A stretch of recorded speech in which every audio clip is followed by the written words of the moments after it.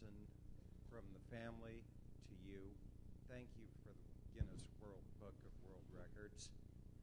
Thank you very much for putting us in. Oh, well, that's the Guinness, you mean for the Guinness World Record of the most visual effects shots? Yes. Yeah, our financiers weren't happy about that, but, but we were thrilled. I'd say the most exciting thing that happened, even though we brought the British production designer, Ricky Ayres, who did a beautiful job, once we were in Australia, fantastic production designer, once we were in Australia, there was this energy to the Australian culture at that particular time. Australia is a wonderful country. Every time you go, it's like different. But at that particular time, there was sort of this celebration of tribal energy, and that's kind of where all these Celtic symbols started coming in, and tattoos, and that's when the show took a sort of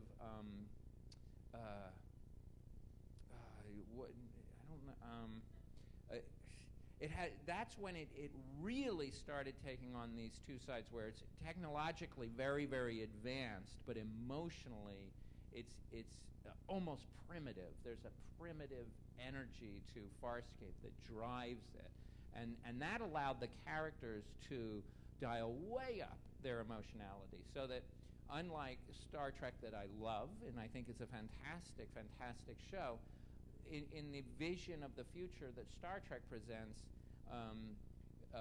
people are more evolved, and their emotions are much more under control, and they are more controlled in general.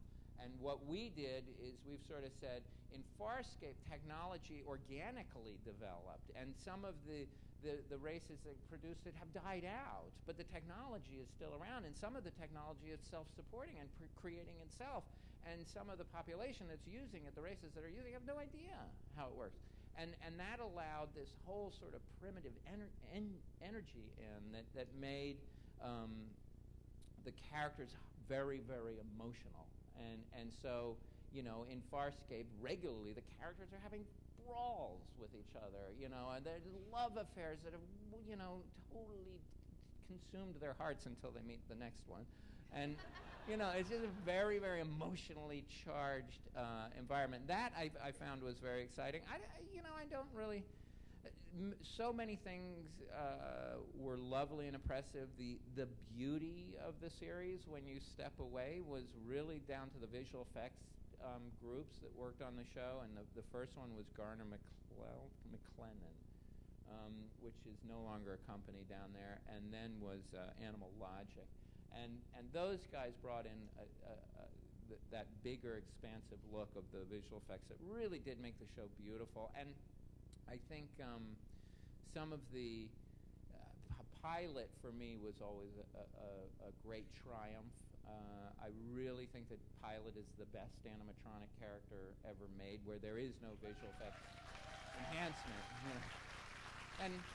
And it's hard to make a convincing and soulful animatronic character, and that one really, really worked beautifully. Not that Rigel isn't fantastic, but there's a little tongue-in-cheek with Rigel, and sometimes you really we're almost making fun of him like he is a puppet, often.